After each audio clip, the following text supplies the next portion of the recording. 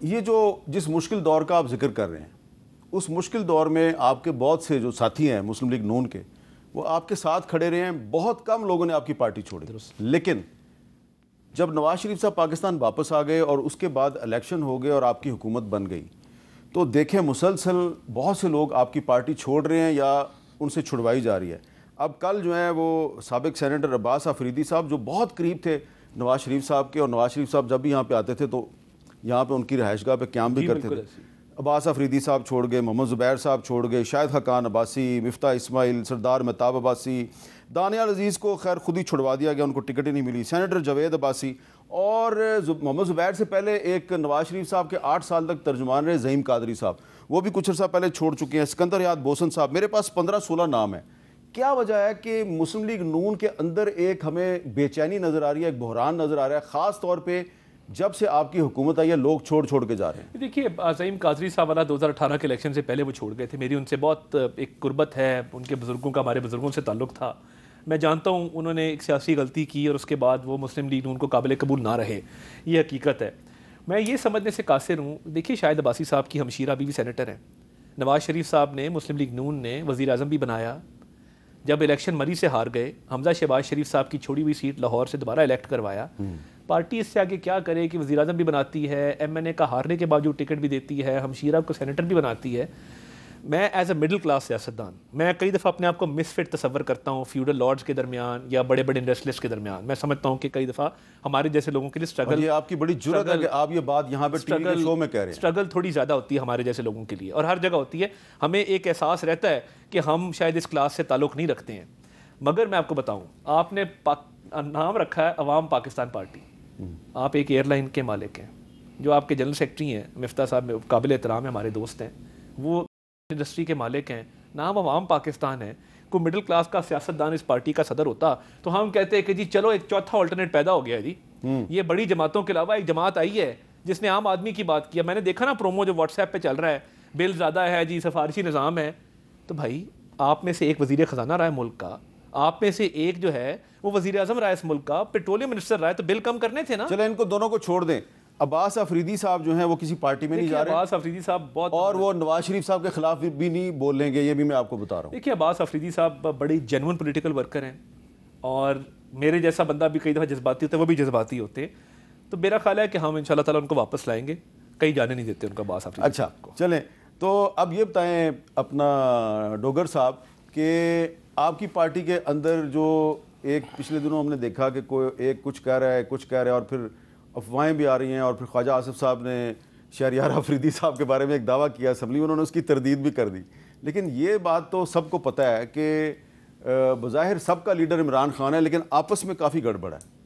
देखा सर, जो छोटे मोटे इख्तलाफात हैं ना, वो तो हर पॉलिटिकल पार्टी में होते हैं। कुछ लोग बज़ाहिर आपको ज़्यादा आगे नज़र आते हैं, कुछ पीछे नज़र आते हैं। ये एक नेचुरल प्रोसेस है पॉलिटिशियन में, पॉलिटिक्स में, हर जगह। लेकिन आपने देखा कि 8 फरवरी के बाद आग के दरिया से हम जिस तरह अबूर होकर करके आए, और मेरे समेत कोई मेंबर ऐसा नहीं है जिस पे 10-12 मुकदमात अभी भी ज़ेर समाअत ना हो। हमारी आज भी तकरीबन ऑन एवरेज 15-20 MNA रोज़ाना पंजाब में मुख्तलिफ़ ज़िलों में जाते हैं, अपनी ज़मानतें लेते हैं, पेशियाँ लेते हैं, फिर वापस आते हैं। आप ये देखें कि तमाम तर प्रेशर के बावजूद हमारे आज भी पंजाब में, KPK में और कौमी असम्बली में तमाम मेंबर्स इंटैक्ट हैं, एक यूनिटी है। और उन सब को पता है कि कौम ने जो वोट दिया वो इमरान खान के नज़रिए को वोट दिया। इनके जो लोग छोड़ कर जा रहे हैं, मैं समझता हूँ ये ज़ाती तौर पे वो पॉलिटिकल लोग थे। इस हुकूमत के लेने के बाद और फॉर्म 47 के बाद जिस तरह इनको हुकूमत दी गई, बैसाखियों पे खड़े हुए, प्रैक्टिकली मुस्लिम लीग नून ने मुस्तकबिल की अपनी सियासत ख़त्म कर दी। लेकिन उनमें से कोई भी आपकी पार्टी में नहीं आ रहा। नहीं, वो नहीं आ रहा, ठीक है, वो भी वेट, वो इसलिए नहीं आ रहा कि हमारी पार्टी का तो टेम्परेचर ही हाई है ना बहुत, आप देखें ना। अच्छा, और वो तमाम लोग पॉलिटिकल है, यस, वो नहीं, हमारी पार्टी के अगेंस्ट। हाँ, अच्छा। हमारे लिए तो दरवाज़ा खुला ही नहीं है ना, हमारे लिए तो खुद भी हम सांस नहीं ले सकते एक बंद कमरे में अंदर हम हैं। सर, इन्होंने वोट को इज्जत दो वाला अपना नैरेटिव ख़त्म कर दिया। आज अगर मियाँ नवाज शरीफ प्रेसिडेंट बनकर जाते हैं, दोबारा अवाम में किस तरह से जाएंगे, किस मुंह से जाएंगे, क्या प्रोग्राम लेके जाएंगे कि 3-4 दफ़ा वो खुद प्राइम मिनिस्टर बने, दूसरी दफ़ा उनका भाई बना, फिर खुद 3 दफ़ा वो CM पंजाब बने, 3 दफ़ा मियाँ शहबाज शरीफ साहब बने, हमजा साहब बने, अब मरियम साहबा, तो और उसके बाद आप क्या करेंगे? आपके शहर के 35-40 सालों बड़े में मशहूर, उनका नाम मैंने जानबूझ के नहीं लिया क्योंकि वो पहले नून लीग से पीटीआई में गए, फिर पीटीआई से वो वापस आए, अब फिर दोबारा पीटीआई के साथ खड़े अपने हमारे अजीम रहनुमा जावेद हाशमी साहब, बागी आजम। हाँ, लेकिन सर वो पीटीआई में अभी उन्होंने बाज़ाब्ता कोई शमूलियत इख्तियार नहीं की क्योंकि शायद पीटीआई में जगह ही नहीं है। हाँ नहीं, वैसे भी शमूलियत इख्तियार नहीं की, उम्र का भी हिस्सा है, बुजुर्ग हैं। अलबत्ता उनके दामाद को शाह महमूद साहब की बेटी मेहर बानो, जहाँ से इलेक्शन वो लड़ी थी और वो भी जीत गई थी 8 फरवरी को, वहाँ नीचे एमपीए की टिकट उनके दामाद। अच्छा, अब इसमें अभी आप आइन का जिक्र कर रहे थे, तो जो सुप्रीम कोर्ट में जो तहरीक इंसाफ की मखसूस नशस्तों के मामले पे फुल बेंच की हेयरिंग हो रही है, बड़ी इंपॉर्टेंट है। उसके मेरिट्स और डीमेरिट्स पे मैं नहीं जाता, लेकिन उसमें कुछ जजेस के जो रिमार्क्स हैं उनमें बड़ी एक काबिल गौर बात है। मसलन वो क्या है कि जस्टिस अतर मिनल्ला साहब जो है वो बार बार कह रहे हैं ये तस्लीम शुदा हकीकत है कि पीटीआई के तमाम उम्मीदवारों को आज़ाद करार दिया गया। चीफ जस्टिस साहब कहते हैं बतौर जज मेरा हलफ है कि आइन और कानून के मुताबिक चलूँगा। फिर अतर मिनल्ला साहब कहते हैं आइन का दफा करना है तो आइन के मुताबिक ही शफाफ इंतखाबात ज़रूरी हैं। मंसूर अली शाह साहब कहते हैं सारा मामला शुरू ही पार्टी उम्मीदवारों को आज़ाद करार देने से हुआ, कैसे मुमकिन है कि इस बुनियादी सवाल को छोड़ दें। फिर अतर मिनल्ला साहब कहते हैं आज भी आइन पर अमल दरामद नहीं हो रहा, हकीकत का सामना करने की बजाय अपना सर रेत में नहीं दबा लेना चाहिए। फिर अतर मिनल्ला साहब कहते हैं एक दिन हमें कह देना चाहिए कि बहुत हो चुका, आइन की खिलाफ वर्जी पर आंखें बंद नहीं कर सकते। चीफ जस्टिस साहब जो हैं वो बार बार कहते हैं कि मैंने आइन के मुताबिक चलना है और मैं आइन के ख़िलाफ़ नहीं जाऊँगा। अतर मिनल्ला साहब कहते हैं कि आइन पर तो अमल दरामद ही नहीं हो रहा। तो इससे क्या तारड़ साहब ये वाज़े नहीं है कि डिवीज़न नज़र आ रही है और जो फैसला आएगा फुल बेंच का, क्या आपके ख्याल में उससे पाकिस्तान में कोई कशीदगी कम होगी या मज़ीद बढ़ेगी? देखिए, मैं ये समझता हूँ कि इस केस को बहुत खींच के सुप्रीम कोर्ट तक ले जाया गया है। बात बड़ी सिंपल है। आप मेरिट की अगर बात करें तो देखें, ना आपने पॉलिटिकल पार्टी के तौर पे सुन्नी इत्तेहाद काउंसिल ने इलेक्शन लड़ा, ना उसका वजूद था। अगर एक ऐसा फैसला आता है जिससे ये साबित हो जाता है कि जी इनको ये रिजर्व सीटें मिलनी थी, तो आइंदा फिर ये डिक्लेयर हो जाएगा कि आइन की नई तशरीह है कि जो भी आज़ाद उम्मीदवार जीतेंगे वो एक ब्लॉक बनाएंगे, पॉलिटिकल पार्टी वहाँ पे रजिस्टर करेंगे अंदर ही हाउस के, और कहेंगे जी हमारी ये पॉलिटिकल पार्टी है, आप हमें सीटें दें। देखिए, ये मुनासिब नहीं है। और देखिए, एक डिसेंट का एक फोरम है सुप्रीम कोर्ट, एक तकसीम शुदा फैसला भी आ सकता है और आता होता है। वो तकसीम बेशक 5-4 की हो, वो 3-2 की हो, माजी में भी फैसले आते रहे हैं, बट रूल ये है कि जो मेजॉरिटी का फैसला है वही राइजुल वक्त फैसला होता है। तो मैं ये समझता हूँ कि तकसीम बढ़ेगी नहीं।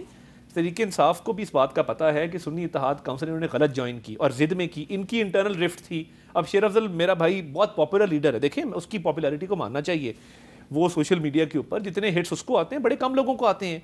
इनको कहीं था कि ये खान साहब के लेवल तक ये जा रहा है तो इसको पीछे खींच लो, उसको पीछे खींच लिया, उनकी अपनी वजूहात हैं। मगर जब कहा गया था कि MWM ज्वाइन कर लें, क्यों नहीं ज्वाइन की?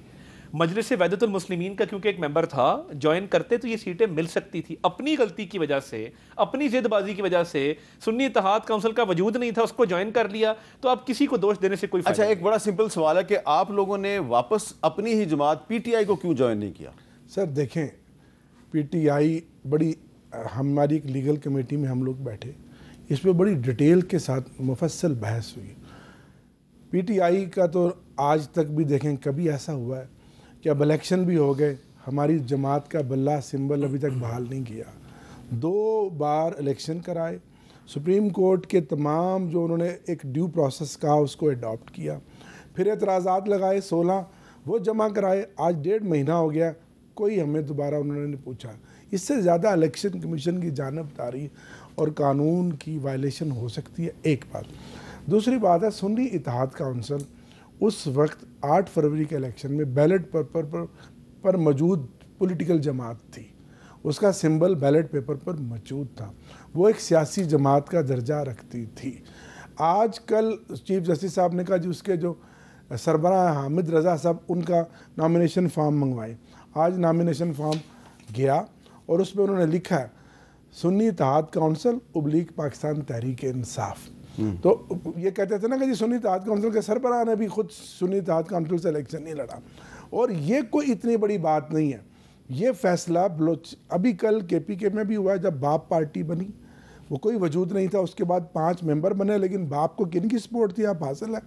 6ठी उनकी लेडीज़ बनी और एक पार्लिमानी पार्टी के तौर पर वो बैठी और उन्होंने बकाया 2.5 साल फाटा मर्जर के बाद पूरे किए। ये कोई इतनी बड़ी बात नहीं। अब जो 13 रुकनी बेंच बैठा है वो इसी इंटरप्रिटेशन के लिए बैठा है ना।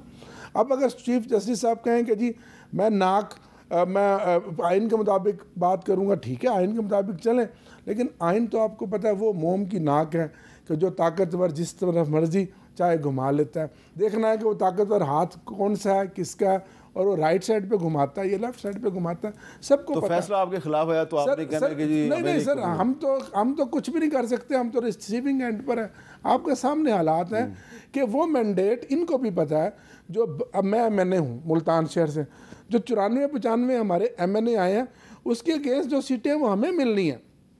ये एमएनए हैं, इनकी जो सीटें हैं पार्टी ले चुकी है, अब मेरी सीटें इनको कैसे जा सकती हैं? Simple is that. चलें, इसके ऊपर सुप्रीम कोर्ट कोई जाहिर है इसका कोई रास्ता बनाएगी, कोई इंटरप्रिटेशन करेगी। आपने देखें इलेक्शन ठीक नहीं कराए जमात के, अब बल्ले का निशान जाना, मेरा ख्याल है देखें जो कानूनी सुकम होता है ना, वो जो एफआईआर की स्टेज से शुरू होता है, फौजदारी मुकदमात में सुप्रीम कोर्ट तक जाता है। इसी तरह सिविल मुकदमात में आप एक गलती कर बैठे, आप जो मर्जी कहते हैं हमारा राइट बनता है, मगर आपको सुन्नी इत्तेहाद काउंसिल का निशान साबित करना होगा। ये साबित करना होगा वो जमात की हाउस में सेम दिन सेम डे 2 फैसले हो रहे हैं और जनरल इलेक्शन सर पे है कि एएनपी को इजाज़त मिल रही है कि आपको इतना जुर्माना है, आप इलेक्शन के बाद जो है अपने इलेक्शन कराएंगे और इस वक्त तक आप जुर्माना भरें। हमें इजाज़त नहीं मिल रही। सेम डे आपके वकील जो है ये वाला आर्गूमेंट कोर्ट में क्यों नहीं देते? 2 सर सारे हमने दिए सर, आज भी दिए हैं, कल भी दिए हैं सर, परसों भी दिए।